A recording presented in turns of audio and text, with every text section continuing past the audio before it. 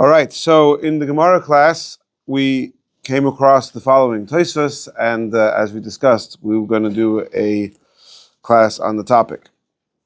So the Gemara over there, it's the Gemara Pesachim Daf Kafei Amud Aleph. The Gemara is talking about eating on Friday and going into Shabbos, and then eating on Shabbos going into Matzah Shabbos. And the Gemara spells out a difference that we're all familiar with, that if you're eating on Friday and it becomes Shabbos, you have to stop eating. You're not allowed to eat before Kiddush. And on Shabbos, if you're eating, if you're in the middle of the meal, certainly if you've washed, you're allowed to continue the meal into Matzah Shabbos. Now, Tosfos says like this. Mashma, Tosfos Dibar Maskal Hanimili says like this. Mashma, it seems from this Gemara, that in the Talmudic times they were eating on Shabbos afternoon when it was close to dark. V'tema, this is shocking. Okay, so Tosfos, who is shocked by this idea that people would be eating on Shabbos afternoon, because it's customary not to eat in between Mincha and Ma'ariv.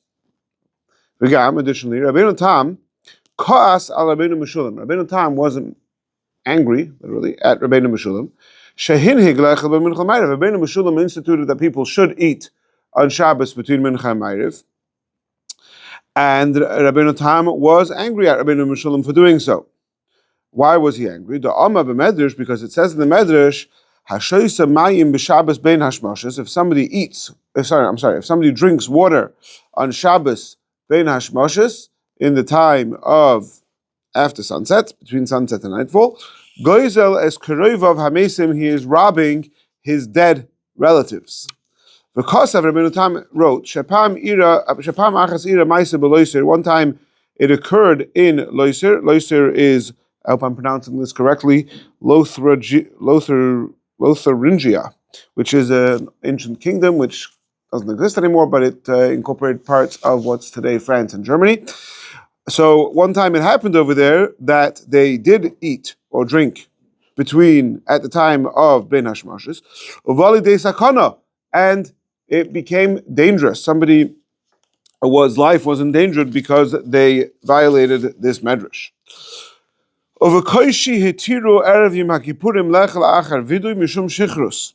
And it was with great reluctance that the Chachamim allowed allowed us to eat on Erev Yom Kippur after the confessional prayers.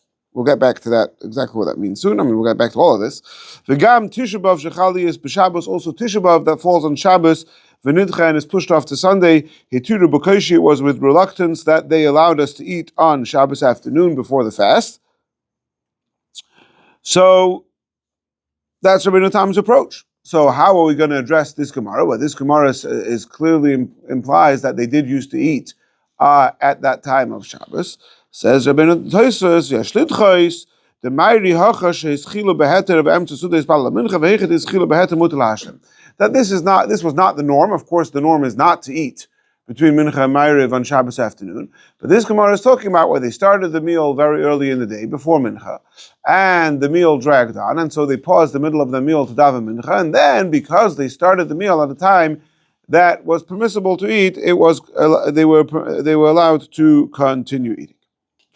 Okay, so obviously there's a lot to unpack over here, and let's go step by step. So first of all, the notion that somebody could rob the dead, goizel es hamesim, is something that is found, to the best of my knowledge, only in one context in Chazal, meaning in halacha that we have, and that is in the Gemara in Moed Katan Daf Chavav Amud Beis, where it says, Toner Rabbanan, Hayotze bebeget karua lifnei hames, hareze goizel es hamesim ezachaim. If somebody, let's say, participates in a funeral and he shows up to the funeral with a torn jacket, so you're demonstrating that you're giving the impression as if you've ripped your jacket in honor of this person, where the truth is that you just put on a ripped jacket. So then you are stealing from the dead and from the living. That's what the Gemara says. This is further elaborated on in Masechtas Smachos. Masechtas Smachos is a collection of braisos And over there, the Rishonim often refer to it as Masechtas Evel Rabsi or Masechtas Evel. And over there, in Paraktas Halacha Chaf Aleph, it says, if somebody goes to a funeral with a torn cloak, he is he's stealing from that dead person. And it's worse to steal from somebody who's dead than from somebody who's alive. If you steal from somebody who's alive, so then you could appease him and pay back what you have stolen. But if you steal from the dead, you cannot appease him and return what you have stolen. So let's just read one more halacha. Over there, also in halacha Chaf Gimel, the Masechtas Machas, it says another scenario that that if you take something that was destined to be buried together with this dead person for whatever reason, and you took it, so then you have stolen from that dead person. Now, I think the way I would read it, the way we understand it, the way Rashi says it, I believe also, is that you're by you sort of making the statement that you are so anguished that you ripped your garment in honor of this person, so you're stealing from the alive, because all the other people, the living people, are under the impression that you have rendered your garment for this person.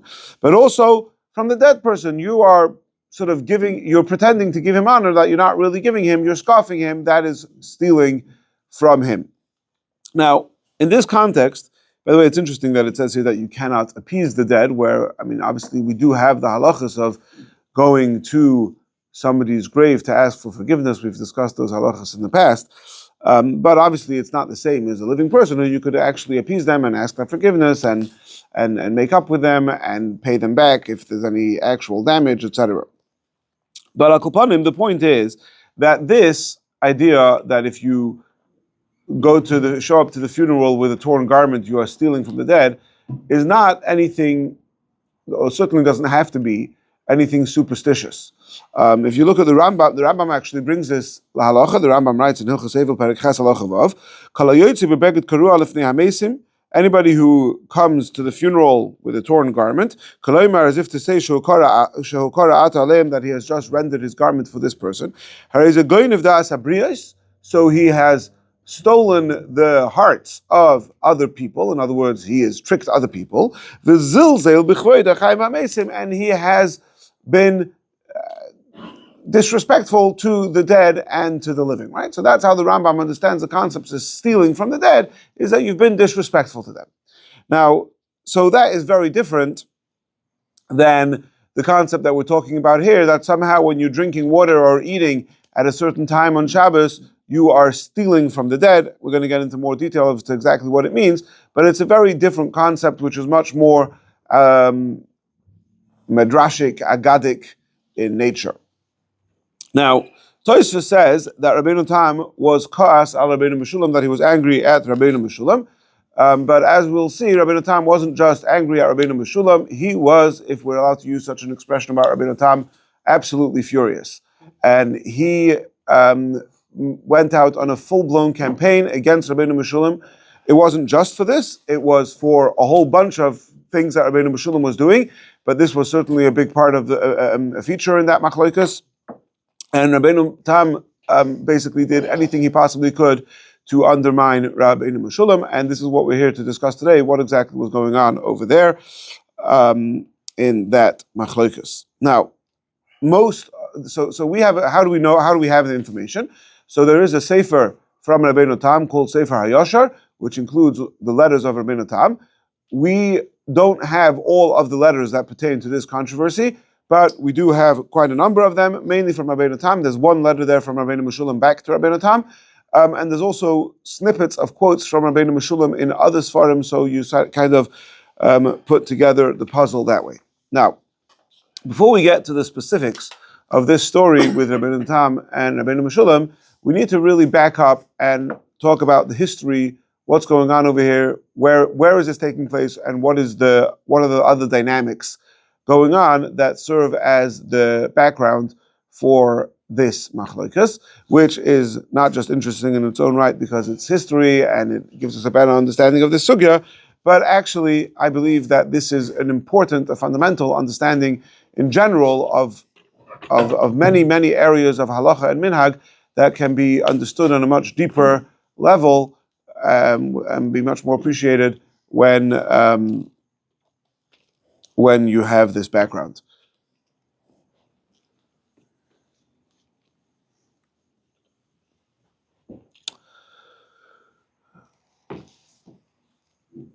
So, Rabeinu Tam is living in France. Now, for the purposes of this discussion, we're going to say that France and Ashkenaz are one and the same. So, we're talking here about Ashkenazi Jewry. There are some differences in details between Germany and France, but for the purposes of this discussion, let's just assume they're one and the same. Rabeinu Tam is in France. Ari, I think you might want to move down closer to Mark. So,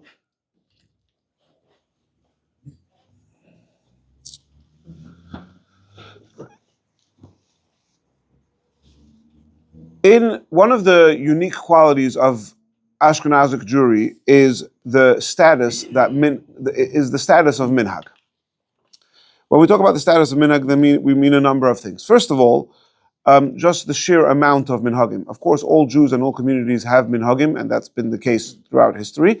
And in this class itself, in these classes, we've discussed a number of them, even recently.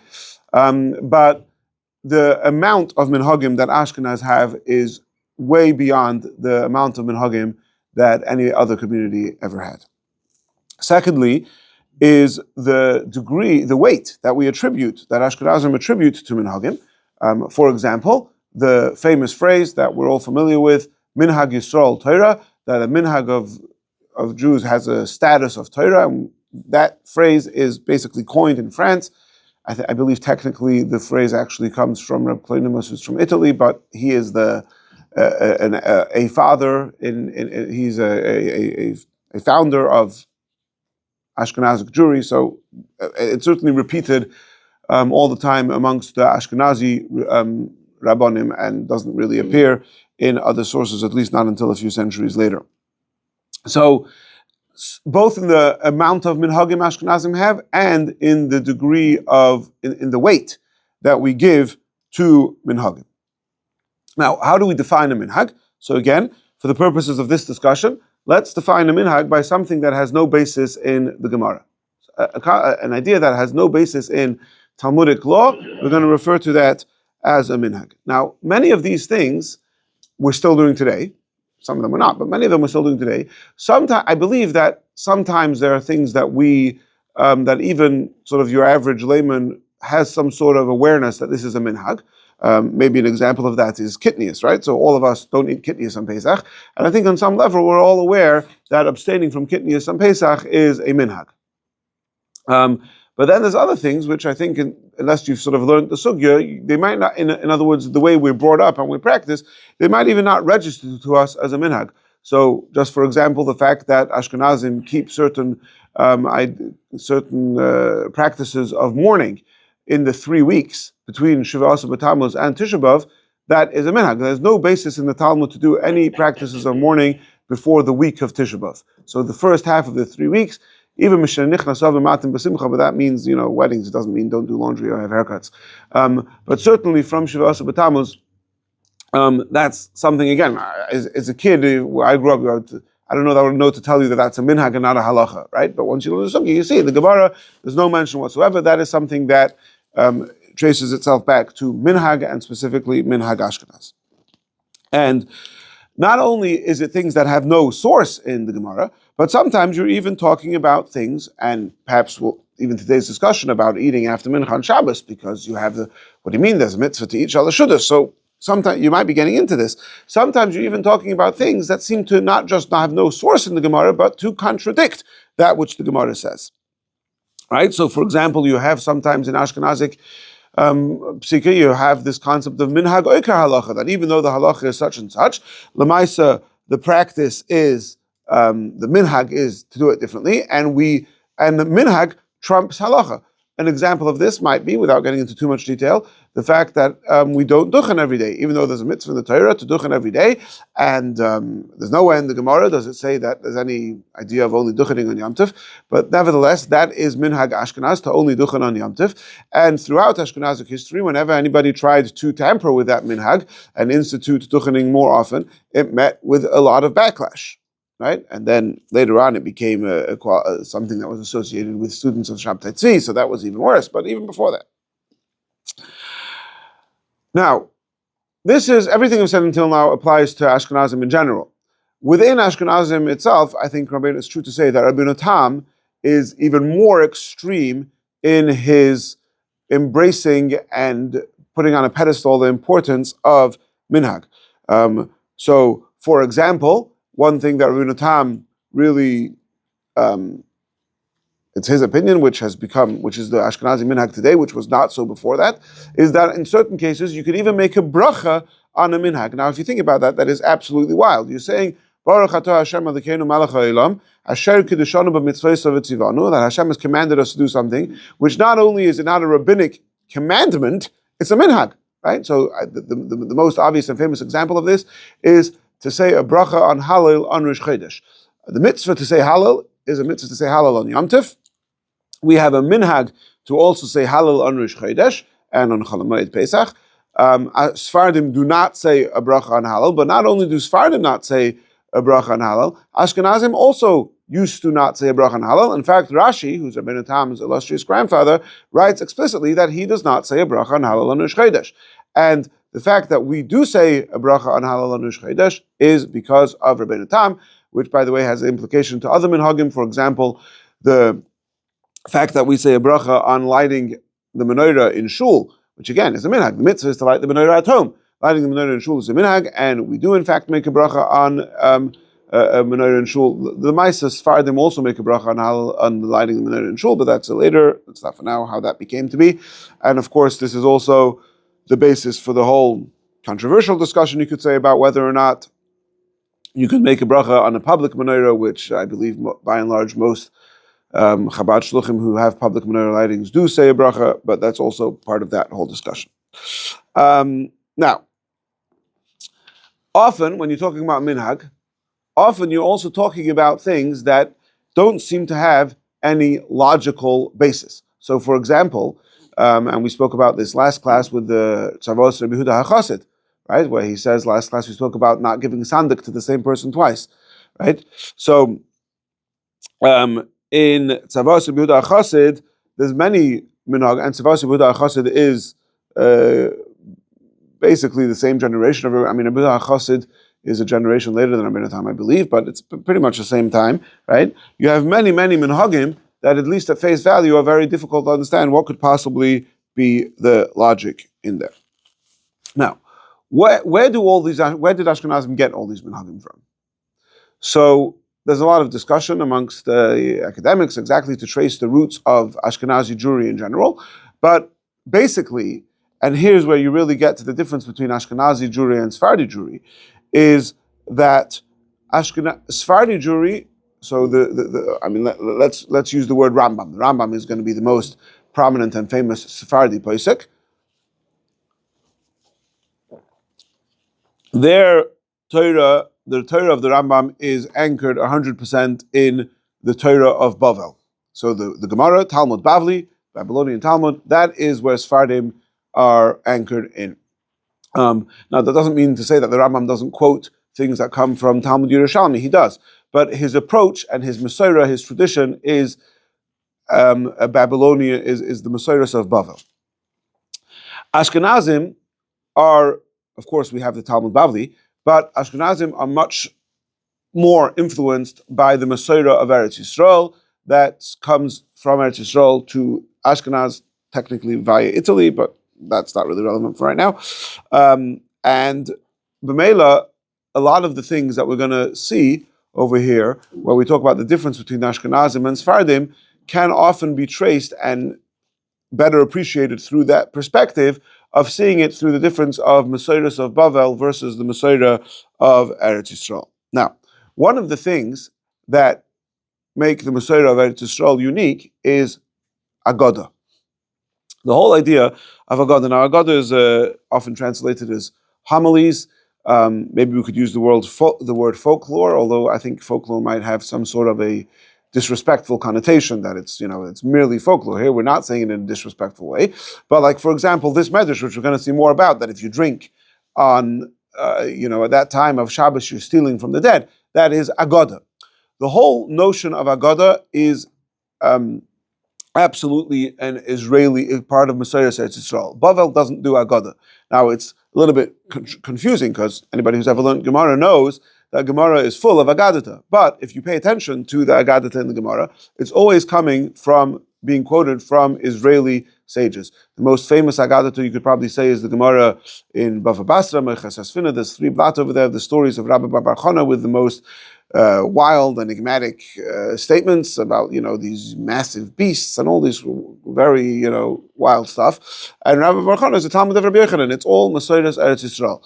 Agoda, the whole notion of Agoda and these type of things come from Eretz Yisrael. There's actually a Gemara in the Yerushalmi in Pesachim Perakei Halacha Gimel, where it says like that Rabbi Simloi came to Rabbi Yonasan and he told him, Alfan Agoda, teach me Agoda.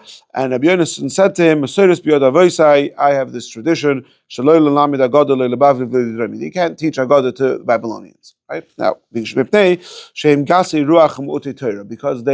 gasei ruach, which we usually translate as haughty, or mu'utei Torah. Now, I don't know exactly what gasei ruach means over here. I don't think it means like they're the Bali Gaiva in that sense. But I think it's obvious. Even in that, we could all say some people relate more to halacha, some people relate more to hashkafa, to chassidus, to drashas, different styles of learning.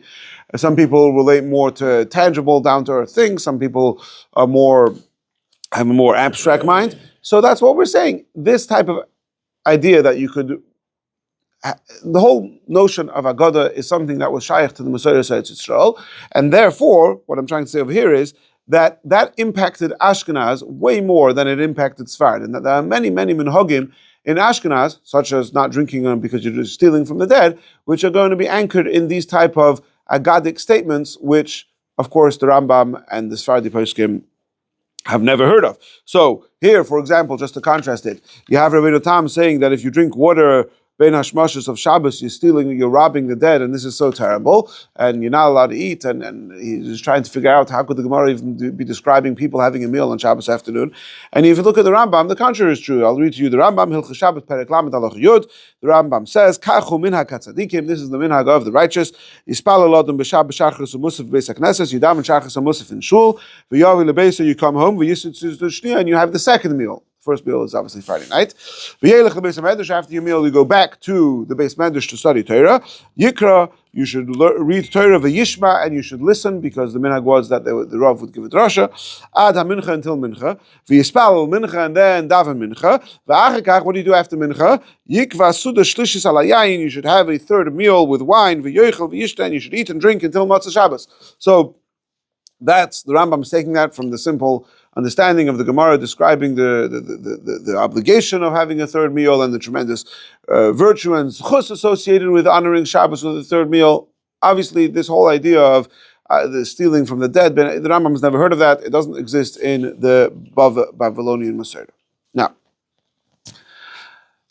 Now, so we've said Ashkenaz, and obviously the contrast to that has been Sfard.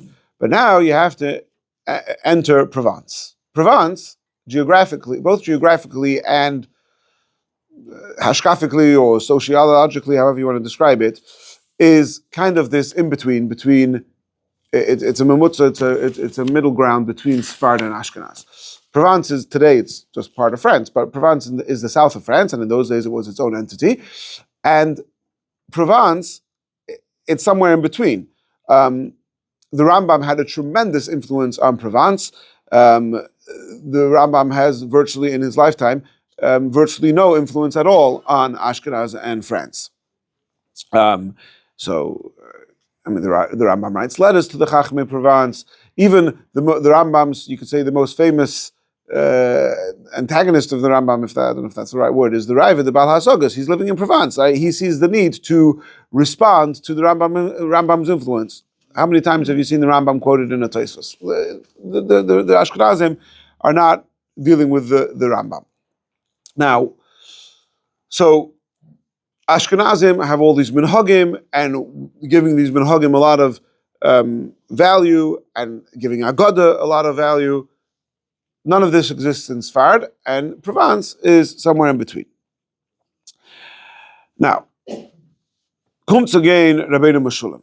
Now, Rabeinu Meshulam, that's the one who, if you recall from the Tosfos, who Rabeinu Tam was Koas al Rabeinu Meshulam. He was angry at Rabeinu Meshulam. So who's this Rabeinu Meshulam? Rabeinu Meshulam, he's Rabeinu Meshulam ben Nosson of Milan. Milan, if anybody's ever been to the Chabad Yeshiva in Brunois, I think it's that stop on the train is Milan. Milan is right outside Paris.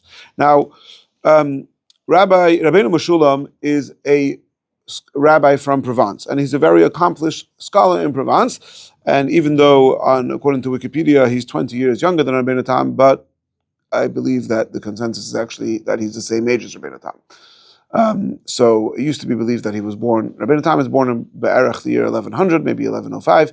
Rabeinu Meshulam, on his Wikipedia page, it says he's born in 1120, but I believe consensus is that he's also born pretty much around 1100. So he is not just a regular he's a very accomplished scholar in Provence. He's very influential. He sat on the Bezdin there, etc. And now he's moved up to Milan. He's the rabbi in Milan. And he is starting to be very influential there. And he is grappling with, he's coming to Tzarfas, and he's seeing all these French ways of doing things, which, in other words, the Ashkenazi way of doing things, and all these minhagim that are unfamiliar with him. And he's trying to, and that's the world that Rabeinu Meshulam is grappling with. And he's starting to implement changes, and he's paskening things based on his Masorah from Provence, which is much more influenced by Sfard and Bavel. And there's other differences also in the style of, when you have a question, can you make edits in the Gemara or not? There's a lot of details, but we'll stick to the bigger points for now. And he is starting to undermine the uniformity of Minhag Tzarfas, which at the time, Rabeinu Tam is the leader and the ultimate authority in France, and Rabeinu Tam is having none of this. And he does anything he possibly can to undermine Rabeinu Meshulam's influence over here. Now, like I said, the whole idea of eating on Shabbos afternoon was only one of many issues which Rabeinu Tam and Rabeinu Meshulam are arguing about in this polemics. But that's the one we're going to be talking about today. I'm going to quote just to give you a bit of a flavor before we get back into the actual sugi over here. Just to give you a flavor of the type of things that were going on over here, I selected a few passages from Sefer HaYashar just to give you the idea. So first of all, the first quote I have here is actually a letter that Rabeinu Tam wrote to the community in Milan. So he's not being successful at getting Rabeinu Meshulam to back down from his position. So what does he do? He sends a letter to Rabeinu Meshulam's community telling them to disobey their rabbi. Right? Which is like a play on the word, to put together the people who are breaking down these boundaries to eat in between Mincha and Ma'ariv. This is not what your ancestors did. I beg of you, don't make our kingdom, in other words, France, don't make this place have different minhagim. We keep minhagim very seriously, and we make sure to have uniformity in minhagim. We are drinking the waters of Reb Shlomo, that's his grandfather Rashi.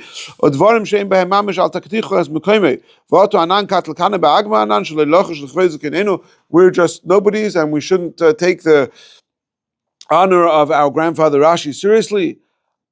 Don't do this. And if you listen to me, it will be good. If you don't listen to me, it's going to be bad. Then in a letter addressed to Rabeinu Meshulam directly, he says, Yosavta ala Shmuel lahalo shigigas Talmud l'zadein. So Rabeinu Tam had written the letter to Rabeinu Meshulam. Rabeinu Meshulam writes back defending his arguments, says Rabeinu Tam back to Rabeinu Meshulam, you're just making it worse for yourself. I thought that you didn't understand some things, and now I explained it to you and you're going to retract. Now I see that you're just digging your heels in for no reason. Now it's even worse. Until now, until now I judged you favorably. Now I have no favorable way to judge you. I could tell that you're just being malicious for the sake of it. And one of the points in the letters he writes, I haven't heard anything come, you, Rabeinu Meshulam, I haven't heard anything come out of your school, out of your base medrash, ela to'oyos, only mistakes, v'kulois, and leniencies, l'noshim, for the women, or l'tipshim, and for the fools. V'al kol koitz u'koitz bachiv, everything you say hurts. And this that you ask me, where do I get it from to forbid eating the third meal of Shabbos? I've already answered you, and if you are too stubborn and you want to refuse to listen to what I've answered you, minhagenu Torah, our minhag is Torah. We already said it before, minhag is all Torah. And if you're choosing to ignore it, I can't help you. But obviously, this is and he says this is very bad. Shchicha, he says. It's worse on the mincha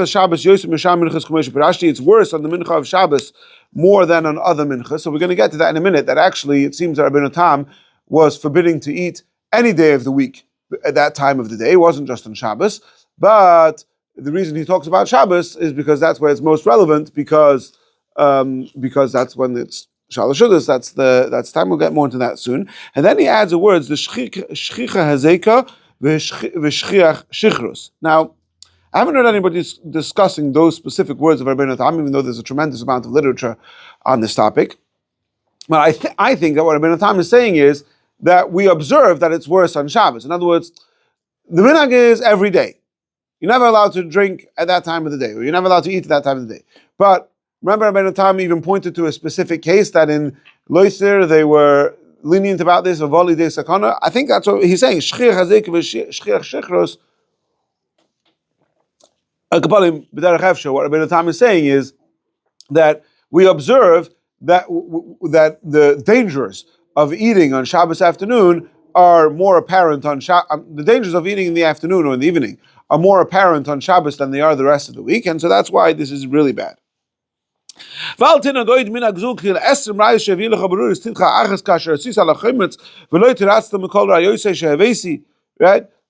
Is this going to be your approach, that I'm going to give you 20 proofs for my opinion, and you're going to be able to answer 1 out of 20 proofs, and therefore you're going to ignore the whole thing? Okay, so anyway, that's more, but that's the flavor over here. Rabeinu Tam goes on an all-out battle to undermine Rabeinu Meshulam and his authority in France.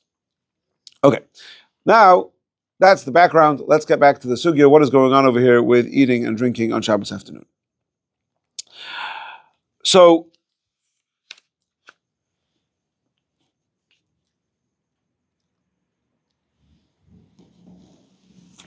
in the Tosfos, the way we saw it, he quotes the Medrash as saying, "Hashoyse mayim b'Shabbos bein hashmashos." If you drink water on Shabbos bein hashmashos, so it seems to imply that it's just on Shabbos. But later on in the conversation, in this very Tosfos, he talks about Erev Yom Kippur. Now, Erev Yom Kippur, we'll have to see exactly what he says, but Erev Yom Kippur cannot fall on Shabbos, and so the implication is that it applies not just to Shabbos, but to all days of the week, which we actually saw before in the Tshuva and Sefer Yosha that Rabeinu Tam says so explicitly. So according to Rabeinu Tam, this is worse on Shabbos than the rest of the week, but it is not unique to Shabbos. It's something that applies all days of the week. And the Maharsha on the Gemara and Pesachim over there points this out, that from the fact that Rabeinu Tam, that Tosfos invoke specific the Rai of Erev Yom Kippur, that is proof that Rabeinu Tam holds that this issue is true to all days of the week. Now, Rabeinu Tam is based on a medrash. Now, this medrash has come to us in various forms, but the earliest version of this medrash is the version that is published in some versions of Medrash Tehillim, Medrash Sheikhar Toiv, in Kapitel Yud Aleph, where it says like this: Sheva bate dirus l'rishonim b'Gehenim. There are 7 hotels, 7 departments for the wicked in Gehenim, and these are the names. Okay, Sheol, Avadon, Salmoves, Eretz Tachtis, Eretz Neshia, Gehenim, V'Duma. Those are the 7 cities in Gehenim. Reb Levi Amar, Duma ze Chatzar Moves. He says that you're saying that Duma has another name, Chatzar Moves. What does Chatzar Moves mean? Courtyard of the dead. Why is it called the courtyard of the dead? It is a courtyard with the spirits of dead people. Umokim hukumay binyan, it is like a building. V'chotzer, and there's a courtyard, mukav gader, surrounded with a fence. V'lifnei hachotzer nachal, in front of the courtyard there is a stream. V'lifnei nachal sada, in front of the stream there is a field. V'chol yoim v'yoim, every single day, moitzi duma es haruchais, duma removes the spirits of these dead people from the house. V'oichlois es asada, they eat the field, that means they eat, I guess, the produce of the field. V'shoisois es hanachal, and they drink the stream. And the Medrash concludes, V'chol adam hashoisa mayim bein hashmashos goizel es mesav, anyone who who drinks water bein hashmashos is stealing from his dead. Okay, so we'll get into more detail soon. But what's clear from this version of the Medrash is that it's nothing to do with Shabbos, because it says clearly v'chol yom v'yom, every single day. Now, Rabeinu Tam also in the Tosfos, it also talks about Tisha B'av shechal b'Shabbos, Tisha B'av that falls on Shabbos and was pushed off to Sunday, about eating on Shabbos afternoon. Now, the interesting thing is that despite the vast amount of literature on this topic and on this Tosfos, I didn't see anybody who addresses that detail in Tosfos. In other words, Professor Toshma, in his sefer in his article on this topic, he says it's clear that Rabeinu Tam held that it applied all days of the week. The reason why it wasn't so relevant the other days of the week was because they were davening Mincha Ma'ariv at that time, and so they came to shul, they davened Mincha Ma'ariv, and that was it. It wasn't relevant to eat. It was only on Shabbos where they would daven Mincha early and then eat after Mincha, so then it became a bigger issue. But I don't know why Rabeinu Tam is talking about Tisha B'av that falls on Shabbos, so it was pushed off to Sunday, and Tisha B'av could also fall on Sunday. So that's just a small detail, which I don't know why he says it that way. Whatever, it is what it is. Fine. Well, let's get back to the Yom Kippur, because Rabeinu Tam brought a raya from Yom Kippur. What's he saying? So Rabeinu Tam is really offering here a very novel interpretation in a Gemara in Yuma, which again, it's very novel and it fits with Rabeinu Tam's whole approach to this issue. The Gemara says in Yuma Daf Pezayin Amid based on the Rabbanon mitzvahs vidui erev Yom Kippur im chashecha, the mitzvah of confession on erev Yom Kippur im chashecha, at dark. Okay, so the Machlokas, Rashi and the other Rishonim, if it means that the mitzvah is to confess once it's already the night of Yom Kippur, or does it mean to say that you're supposed to confess right before it becomes night of Yom Kippur, just before sunset? Fine. Aval Chachamim, but the Chachamim said Yisvade koidim sheyochel v'yishte, that you should confess before you eat and you drink. Unless because you might become tiruf hadas, which Rashi says means you might get drunk. Okay, so the way all of the Rishonim from top to bottom explain this brisa is that really the mitzvah is to confess at night, whether it means at night or just before night. But the mitzvah to confess, to recite the confessional prayers on Erev Yom Kippur, we say it many times throughout Yom Kippur, but the first time is to say it at the night of Yom Kippur. But what are you going to do right before Yom Kippur? You have a fast for 24 hours. What are you going to do right before that? You're going to eat a meal. Now, a meal, by definition, certainly in those days included alcohol, included wine, and so you might get drunk. And if you're drunk, then you're not going to have the proper presence of mind to confess. And so the Chachamim said, confess before the meal, right? And that's what we do. We have our Sudam Afsekas on Yom Kippur. What do we do before Sudam Afsekas? We come to shul and daven Mincha, and in the Mincha we recite the Al-Chet, and that way we confess before the meal, so in case you get too drunk at the meal, you'll have confessed before Yom Kippur. Okay, that's the way, besides Rabeinu Tam, that's the way all of the Rishonim understand this Gemara. Rabeinu Tam says no. Rabeinu Tam says that really, he says the issue is eating after Mincha. You're not allowed to eat after Mincha, because if you eat after Mincha, you're stealing from the dead. Right? So, really, when should you daven Mincha on Erev Yom Kippur? Right before Yom Kippur, after your meal. First you have your meal, and then daven Mincha, and because you're going to say the Al-Chet, in part, the way we say Al-Chet is that we say it as part of Shemona Esrei, as the end of Shemona Esrei. So, really, the way you should do it is first have your meal, and then daven Mincha, and recite al-chet then.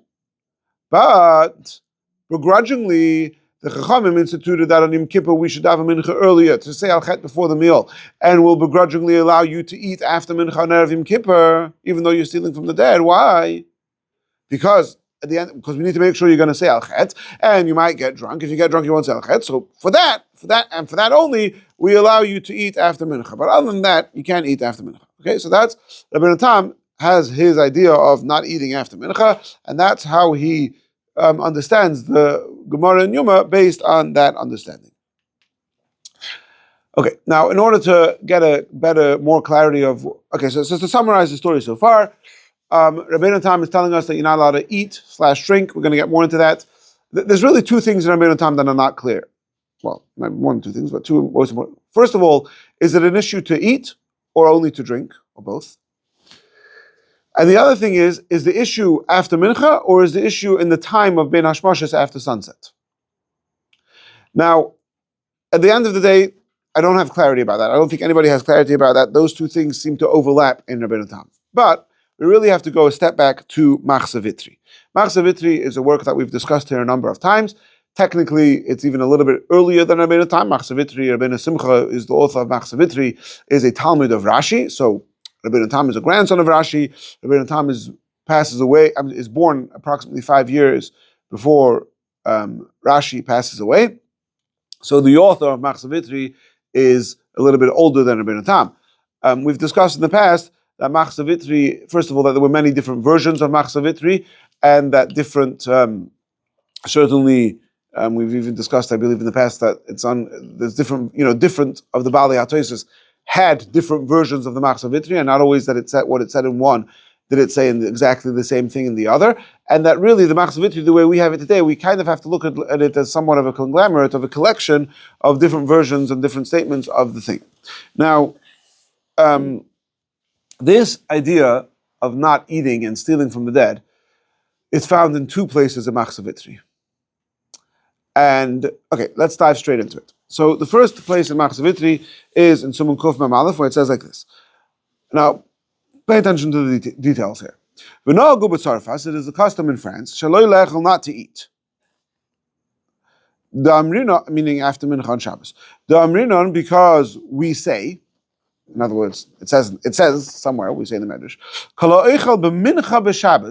if you eat on Mincha of Shabbos, you're stealing from the living and the dead. I'm not sure how Gozel HaSachaim gets in there, how you're stealing from the living. You should be only stealing from the dead. But if you recall before, we said the Gemara Moed Katan that if you come to the Levaya with torn clothing, you're stealing from the living and the dead. So it could be that just became a Matpei Loshen. Gozel HaSachaim V'Samavis became an expression, an idiom, and here he's using that idiom, even though technically in this case it's only stealing from the dead. And also not to learn after Mincha on Shabbos. The Amrina on Chacham Shameis, because we say a Chacham who has died, Kol Bate Midrashes Betelin, all of the Beis Hamedrash are batel. When a Chacham dies, you stop learning. Okay, we're all familiar. On Tisha B'Av, we don't learn areas of Torah besides things that pertain to Tisha B'Av. Rachman and Litzlan Novel, who's sitting Shiva, doesn't study Torah outside of things that pertain to Avelos. So abstaining from Torah is an expression of mourning. And so on Shabbos afternoon, we're all expressing mourning. Okay, what's going on? So this is based on the understanding that Moshe Rabeinu died on Shabbos afternoon. So the way the Machzor Vitri is saying it over here is that number one, the prohibition applies not just to drinking, even to eating. Number two, it only applies on Shabbos.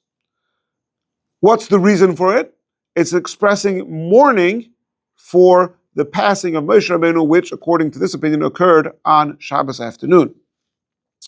And that's also the reason why we don't learn Torah. According to this opinion, you don't learn Torah after Mincha on Shabbos, because not learning Torah is an expression of mourning for Moshe Rabeinu. By the way, in some places where this idea is brought, it says that's why you read Avos. So what's reading Avos got to do with mourning for Moshe Rabeinu? So there is a whole article about this topic from Rabbi Gedalia Oberlander in his Sefer Minhag Avosenu B'Yadeinu, the volume that talks about Shabbos. He has a whole chapter on this. But briefly, it seems that as an expression of mourning for Moshe Rabbeinu, they would read Avis. Well, how is reading Avis an expression of mourning for Moshe Rabbeinu? So either it's because they would only read it and not study it in depth. So that we have in halacha also. It's brought in Hilchos Tisha B'Av and Hilchos Avelos that studying in depth is more of a problem than more superficial study. So that could be part of it. Also, it could be that because Pirkei Avos starts with Moshe Kibul Torah Misinai, so even though we're not going to learn other things because as an expression of mourning for Moshe Rabbeinu, but Pirkei Avos, which starts off by saying Moshe Kibul Torah Misinai, find that we could learn on Shabbos afternoon because that honors Moshe Rabbeinu. Okay, now we're all familiar with the minhag that you learn Pirkei Avos in the summer Shabbosim. Some people do between Pesach and Shavuos, some people do for the whole summer, but actually the early origins of the minhag was throughout the year. Every Shabbos afternoon, that's what you did after Mincha in honor of Moshe Rabbeinu. Now, so according to one second, then the Machzor continues. The Bnei Provence and Narvon, the people of Provence and Narvon. Narvon is a city in Provence, which was where the yeshiva was, I think. Osfard and also the Sfardim. So you see here that the Machzor, who he's France and Ashkenaz, he's putting the Sfardim and the people from Provence together. So he says they eat after Mincha on Shabbos. And they bring a proof from the Gemara that the Gemara says that you could wash your dishes on Shabbos morning for Shabbos afternoon. So clearly the implication is that you need your dishes on Shabbos afternoon. However, no. The people, says the Machzor, the Talmud of Rashi, that these people whom Provence and Sfard, who they do eat on Shabbos afternoon, they are misunderstanding the Gemara that says you could wash your dishes for the afternoon. It doesn't mean that you could use your dishes on Shabbos afternoon after Mincha. It means before Mincha, because the time to eat Shalosh Shudas is tak in the afternoon, not in the morning, but it is before Mincha. And anyway, he continues over there with more proofs, and a big part of the discussion is a debate about whether or not Moshe Rabbeinu did pass away on Shabbos or did he pass away on a different day of the week, and that's, again, we're not going to have time to get into that now, but that's a big part of the discussion over here. In all the Rishonim, the Rosh, the Mordechai, they all get busy with this, Shabbat Leket, trying to prove, like one of the questions is, it says in the Medrash that Moshe Rabbeinu wrote Sifrei Torah, so if he died on Shabbos, he can't write Sifrei Torah on the day that he died. Okay, so we're not going to get into that now. The Mesorah of Ashkenaz is that Moshe Rabbeinu dies on Shabbos afternoon, and that's why we express mourning on Shabbos afternoon by not eating and by abstaining from studying Torah, other than office. Now,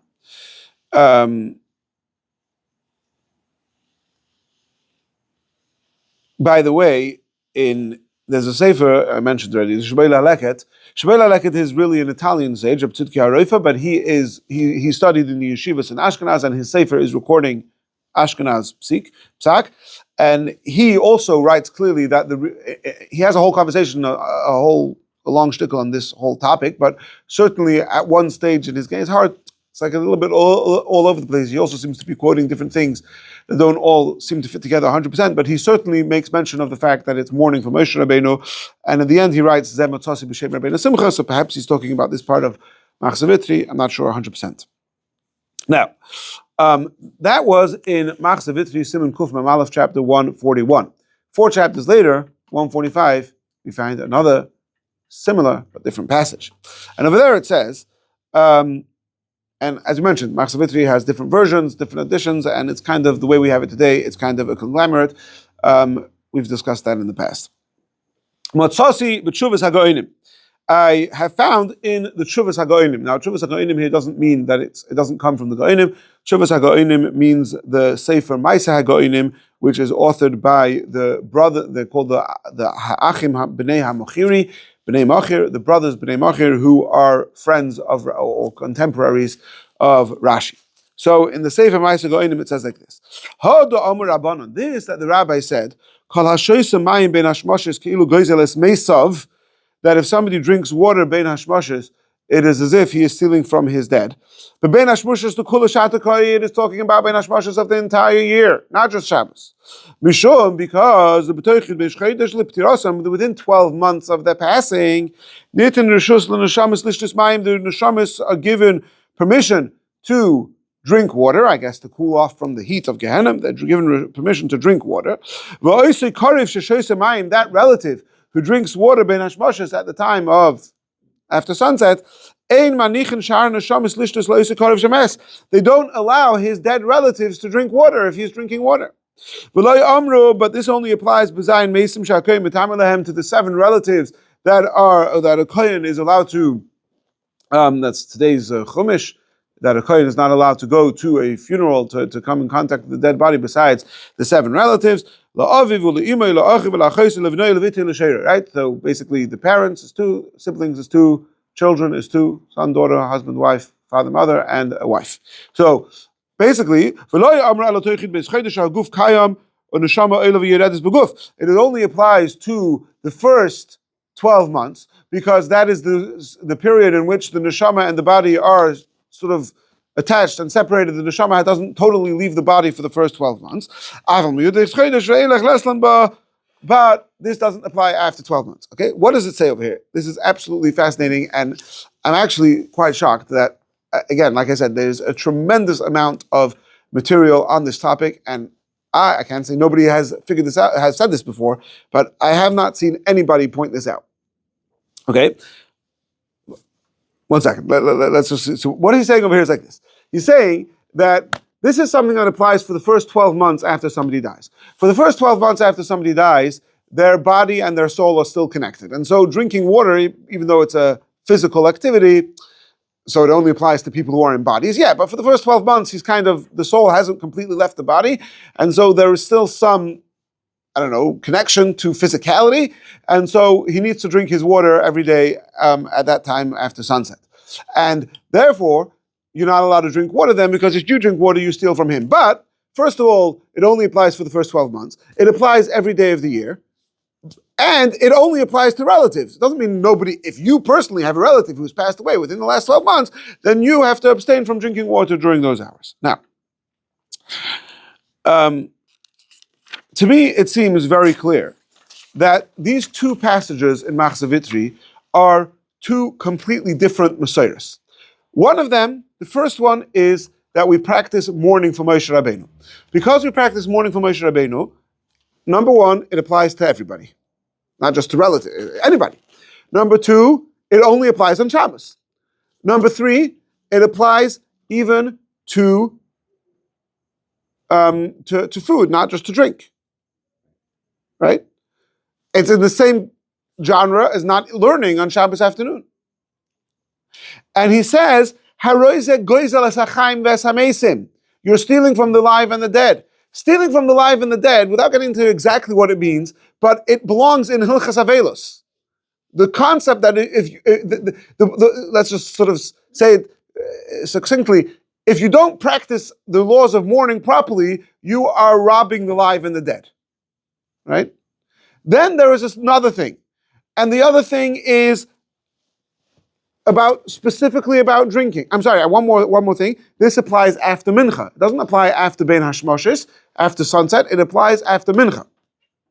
Right? That's after mincha. That's in the time when the minhag is to practice mourning for Moshe Rabeinu. Then there's another thing. And the other thing doesn't apply after mincha. It applies ben hashmoshes. It applies during the time of sunset. And it only applies to water. And it only applies to a relative within 12 months. And there, it's goizeles mesov. You're stealing, not goizeles achaim v'samesim. Yeah, why is it goizeles achaim? Goizeles achaim v'samesim is a synonym for you're not practicing the laws of mourning properly. Right? Here we're saying goizeles mesov. You're stealing from your dead. Your relative who's dead is going to be suffering in Gehenna, and he's not going to be able to cool off because you're not allowing him to drink water. So to me, it's clear that these 2 passages of Machzor Vitri are representing 2 entirely different Messiahs and Minhagim, that they have similarities, but this is after Mincha, this applies to food, this only applies on Shabbos, it applies to everyone, this only applies after sunset, it only applies to water, it only applies to relatives of somebody who's passed away within 12 months, this is stealing from your dead, this is Goizelas Achaim Asamesim, this is somebody who is neglecting to properly practice the laws of mourning. Okay, now, why has nobody figured this out? Yeah. Because in the Machzor Vitri, it's clear that these are 2 different Messiahs, but as we've already seen, and we're going to see more, once you go into Rabeinu Tam, these 2 things are mishtamshim berbuvia. and it's impossible to get clarity. Is it about eating? Is it about drinking? Is it after mincha? Is it after ben hashmoshes? It seems to be all over the place, right?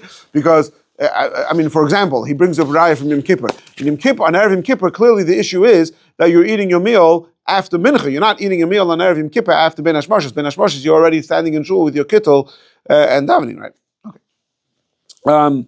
So in the generation of Machzavitri, this is two separate Messiahs. Once you get to the next generation, Rabeinu Tam, and as it's discussed by the Zerua and the Rosh and the Mordechai and all the other later Chachmei Ashkenaz, it's already, these two things have now become converged, and it's impossible to get clarity on that. Now, I just want to say, Benegay, the inyan of whether it's eating or drinking. So, one way to say it is that it's even drinking. Your mamish have to fast. You're not even allowed to drink water. But the way the Prisha says it, and I believe that this is the way from the way I'm reading Alter Rebbe Shulchan Aruch, I think this is how the Alter Rebbe understands it, that the issue is drinking. But we don't allow you to eat, because if you eat, it could lead to dancing. If you eat, it could lead to drinking. Right? It's happened before that you ate something and you were thirsty and you need to drink. So according to that approach, the issue is you're not allowed to drink. But if we allow you to eat, you might end up drinking, so that's going to be really bad. Now, another aspect of this whole thing was that Lamaisa, because you're not allowed to eat on Shabbos afternoon, so what did they do in France? They would make a superficial interruption to the Suda on Shabbos morning. That means they would have the Shabbos morning meal, and before they finished eating, they would bench and wash again and start another meal. And that way, you've sort of split your meal superficially into two, and you've fulfilled the mitzvah of having Shalosh Shudas. Now, Rabeinu Tam wasn't happy with that either. Rabeinu Tam believed that Shalosh Shudas does have to be a separate meal, separate from the Shabbos morning meal. But he believed it should be early, the very beginning of the afternoon, at the time of Mincha Gedolah, which is also a whole machlokes, because once it's already the time for Mincha, you're allowed to eat a meal. So that's also a big part of the controversy between Rabeinu Tam and Rabeinu Meshulam surrounded about that. But the bottom line is that was Rabeinu Tam's opinion, that you should have a separate meal for Shalosh Shudas early in the afternoon. And this has somewhat of a Chabad connection, because everybody knows that in Chabad we're not makbid to wash for Shalosh Shudas. So the shitta that you don't have to wash for that Shalosh Shudas is Rabeinu Tam, because Rabeinu Tam is trying to square all the different Gemara. On the one hand, he knows you're not allowed to eat on Shabbos afternoon. On the other hand, he knows that you have a mitzvah to have Shalosh Shudas. So how do you do? So so you have a snack. You could be out to the mitzvah of Shalosh Shudas with a snack. So that's brought, if you just learn Shulchan Aruch, it's brought, Meikah Din you have to wash, but some hold you could have mezonah, some hold you could have a snack. But that's Rabeinu Tam. Rabeinu Tam holds you could have a snack for Shalosh Shudas and fulfill the mitzvah of Shalosh Shudas that way. And that also helped because, of course, in the days, in the summertime in France, Shabbos goes out very late.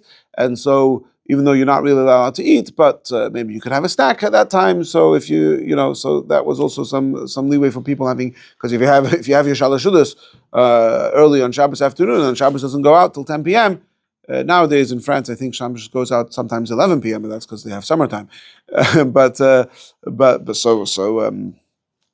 Okay, so you can have some snacks on Shabbos afternoon. Maybe the dead won't mind so much, or maybe there's less a concern that you'll come to drink, or whatever, exactly how you understand it. And another, yeah, but that's what I'm saying. Once you're in Rabeinu Tam, Ben Hashmoshes and after Mincha, Mishtabim Shem Berbuvia, there's no, yeah. Now, there's a tshuva from the B'cher Shor, Rabbi Yosef, the Rimer, or Leinish, the Yosef B'cher Shor. He has a tshuva where he describes why is the minhag.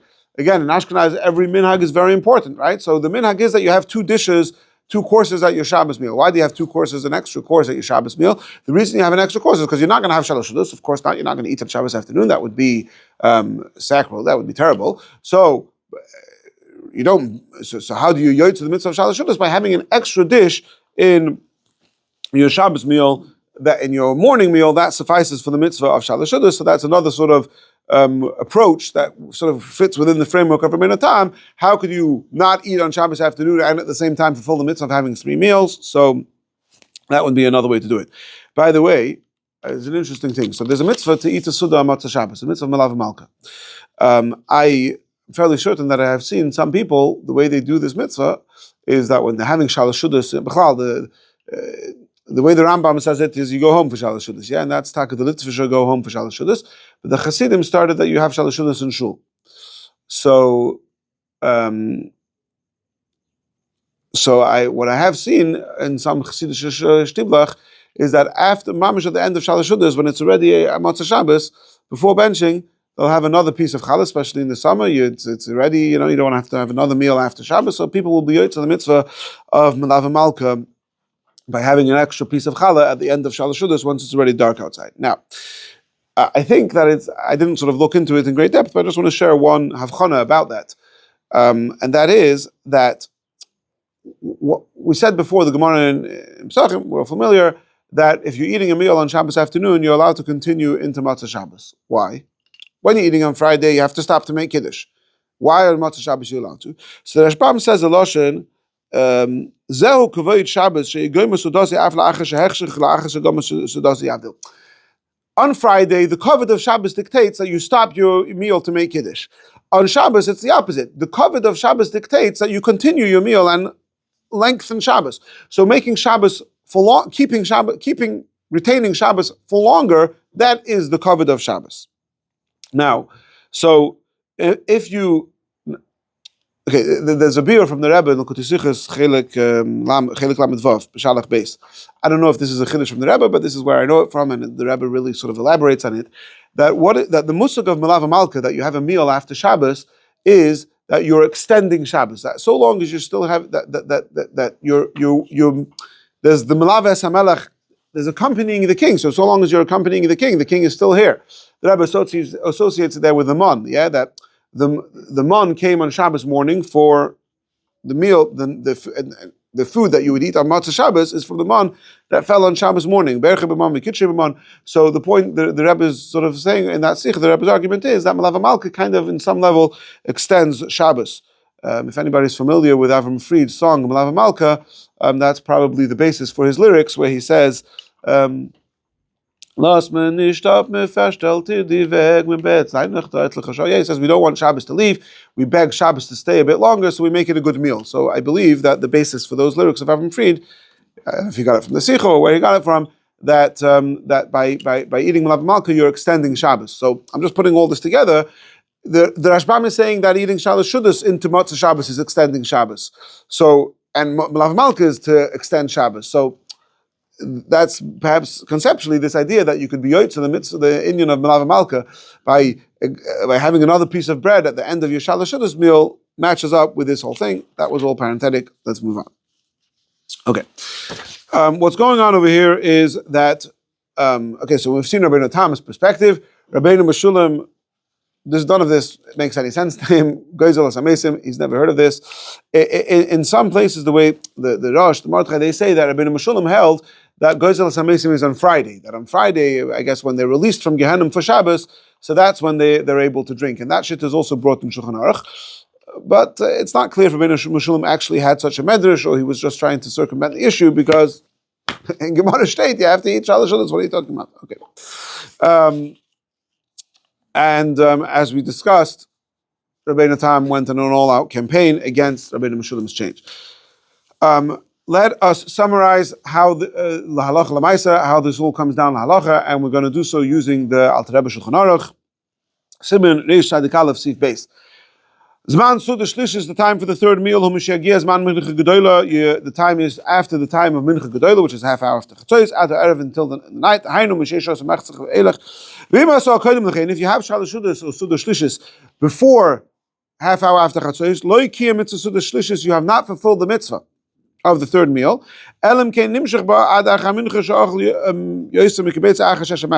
Unless, even if you start your meal earlier, but if you extend your meal into the afternoon time, that's fine. By the way, this of course pertains to the whole question of how to fulfill the mitzvah of Shalosh Shudas when Erev Pesach falls on Shabbos, which we just had this year, but we're not going to get into that now.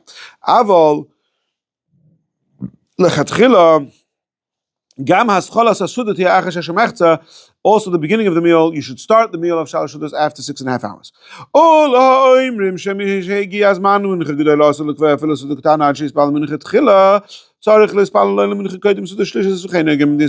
According to those who hold that once it's the time for Mincha Gedola, you're not allowed to eat a big meal until you've davened Mincha, so then you should daven Mincha before Shalosh Shudas. That was Rabeinu Meshulam's perspective. That's the Sephardi perspective, and that's what we do. We have Mincha I mean, again, Chabad don't really do Shalosh Shudas, and that's at least not in an official way, whatever. But the minhag of most of Klal Yisrael who do have Shalosh Shudas is that you have to after mincha. Those who allow you to have a suda before mincha, who are those? At Rabeinu Tam. They say that it's better to have suda shlishis before mincha. Because between mincha and ma'ariv, look how the Alter Rebbe is sort of putting all the lashonos together over here. Between mincha and ma'ariv, bein hashmoshes, after sunset. Also, you're not allowed to drink water in the meal, or after the meal. You can see, like the Alter Rebbe is trying to grapple with, like, is it between mincha and ma'ariv? Is it bein hashmoshes? Is it both? It's not clear in Rabeinu Tam, right?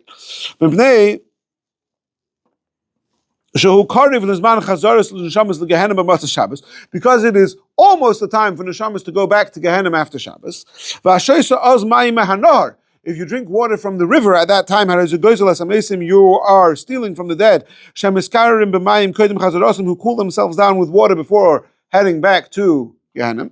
And it could be dangerous, right? Rabeinu Tam said there was a story in Loisa that it became dangerous. Okay,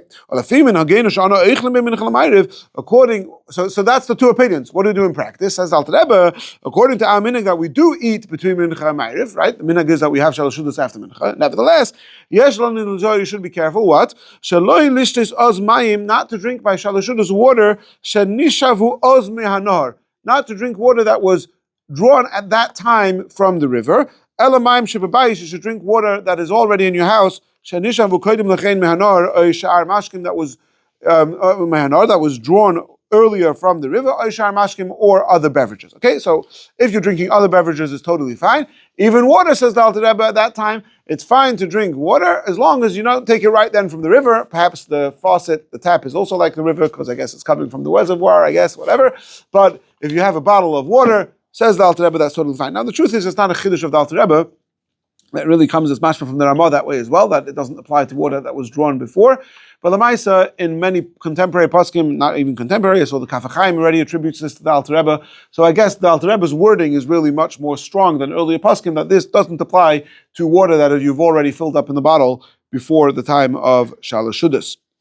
The Maisa, again, I believe that by other Chassidim, some people are makbid not to drink even bottled water at that time. And I've certainly been to Chassidish Shtiblach where they have seltzer on the table, but they won't have plain water on the table for Shalosh Shudas. Now,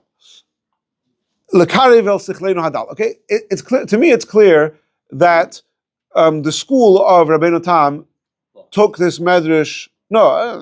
They took this medrash very seriously, right? That there's actually an impact happening on, and by the way, the Rabeinu Tam was quoted in Machzavitri. By the way, I forgot to say that second chapter of Machzavitri, he finishes off with the word Tam. So it seems that version is coming from Rabeinu Tam. He says, like, it's the first 12 months, they're still connected to they really seem to understand that there's a neshama in Gehenna suffering because you're drinking water. Now, if you want to go with the more rationalist perspective, I guess you might not pay attention to the whole thing. There is an in-between way, which is Rabeinu Bechaya. Rabeinu Bechaya is, I think he's a Talmud of the Rashba. In Kabbalah, he's usually considered a Talmud of the Ramban. So it's a little bit of a different, and not a little bit, it's a completely different base medrash than Rabeinu Tam, right? And he says like this. He says this in Kadakamach, but he also says it in his Pirush on Aseres HaDibros, in Parshas Yisro, Kapitel Chav, Pasuk Zayin. Minatam hazeh Amr Razal. For this reason, okay, so he has a whole long shtickle there where he explains how the neshamas and Gehenna and Shabbos, it's a whole thing over there. And he says like this: Minatam hazeh. For this reason, Amr Razal said. By the way, we've discussed in the past. Yeah, Razal doesn't necessarily mean. Usually when we use the word Chazal, we mean Gemara, etc. Razal could maybe mean more of a generic. Fine. The rabbis say, it says in the Medrash, whatever, that you shouldn't drink water bein hashmashas because it goes amazing. Now listen to this, Ari. I think you're going to like this.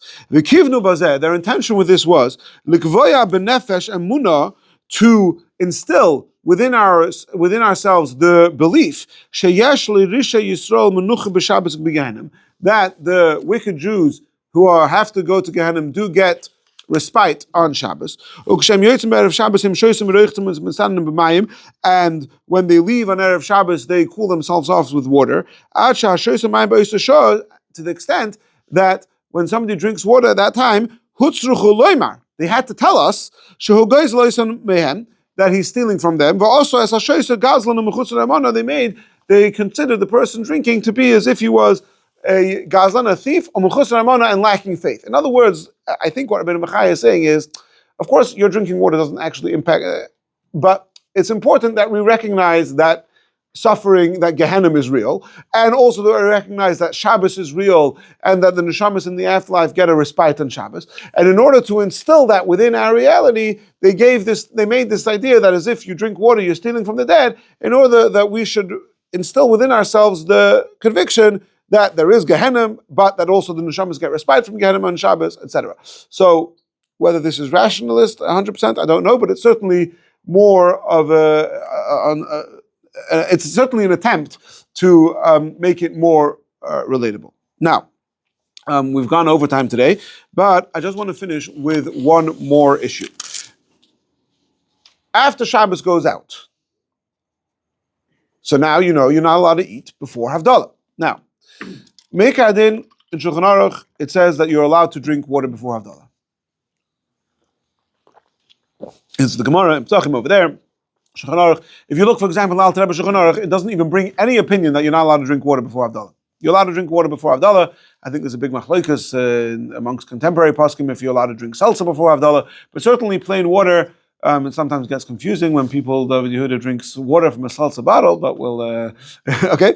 So strictly speaking, you're allowed to drink water before Havdalah. However, the widespread custom is not to drink water before Havdalah. Certainly it's a Chabad custom, it's brought in Hayom Yom. We just learned it I think it was Hayom Yom of Gimel Iyar, so it was recently, but it's not just a Chabad custom, it's a very widespread custom. Now, in the Aruch HaShulchan, in Siman Reish Tzadik Tes, he says that the reason you don't drink water before Havdalah is because of this medrash about stealing from the dead. Now, it's very strange to understand because that medrash it doesn't apply after Shabbos, it applies in the Bein Hashmashos of Shabbos. So once Shabbos is out, it doesn't matter anymore. But what's interesting to me from the Aruch HaShulchan is that the Aruch HaShulchan is recording sort of default practice, and he says, yeah, we all know that we have this minhag not to drink after even water after Shabbos goes out before Havdalah. So he's trying to find a reason for it. So even if you don't like his reason, but to me it's meaningful that Aruch HaShulchan is recording this as standard practice that you don't drink water before Havdalah. Le'idach, and this I find fascinating. So there's a sefer, very important sefer called Kaf HaChaim. When I say important, Kaf HaChaim is a Sephardi, Rabbi Kaf HaChaim sefer. If I recall correctly, he's originally from Turkey and he ends up in Eretz Yisrael. He passes away around the year 1900, give or take. Okay? Maybe 1890s, maybe the first, whatever it is. Okay. Now, here is a sefer which goes Al Seidah Shulchan Aruch, and it's very important for Hasidim to look at the Kaf HaChaim because he's very into Kabbalah and things Al Pi HaRizal, etc. So we also do things Al Pi HaRizal, so it's important to look over there. So he says, he brings the Arizal. The Arizal in Pri Etz Chaim, the Chaim Vital writes that my teacher, the Arizal, told me to be very careful about drinking water on Bein Hashmashos of Shabbos. So he brings that. The Kaf HaChaim, it's fascinating. Kaf HaChaim brings that minhag as parallel to the minhag of Rabbeinu Tam. The minhag of the Arizal is parallel to the minhag of Rabbeinu Tam. And according to the Kaf HaChaim, two things. First of all, he says the Arizal only applies on Bein Hashmashos. Once Shabbos goes out, according to the Arizal, says the Kaf HaChaim, you can drink water. And it also, and he says, and also according to the Arizal, you cannot drink water even if you're in the middle of a meal. So it's clearly, the Kaf HaChaim is very clear. He says explicitly, the Kaf HaChaim sees the minhag of the Arizal as being parallel with Rabbeinu Tam. And the most important thing that I'm taking from the Kaf HaChaim is, he says, Chen Amad Debar, or Chen Amad Dover, depending how you translate that word. This is how people behave, this is what people do, Debar outside, whatever, there's different interpretations of that expression, of that idiom. B'chol ofen, Kaf HaChaim says, Chen Amad Debar, that the minhag is, that you refrain from water during Shalosh Shudas and not after Shabbos.